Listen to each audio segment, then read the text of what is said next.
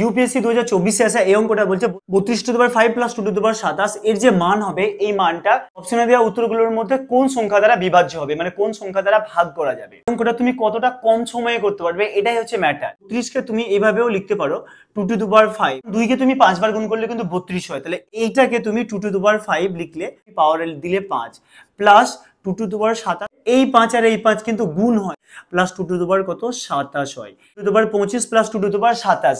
তাহলে এখানে যদি তুমি 2^25 কমন নাও তাহলে পুরো থেকে কত 1 প্লাস 2^2, এটা কিন্তু যোগ হয়, 25 আর 2 মিলে কিন্তু 27 হয়, এই জন্য কিন্তু এটা 2^2 হলো।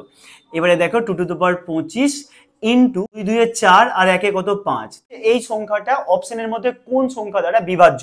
2 দিয়ে ভাগ যাবে, আবার এটা কিন্তু 5 দিয়েও ভাগ যাবে, কিন্তু অপশনের মধ্যে 2 5 একটাও নেই। আবার এটা 2 এবং 5 এর লসাগু হচ্ছে 10, 10 দিয়েও ভাগ যাবে, 10, অর্থাৎ অপশন সি আনসার।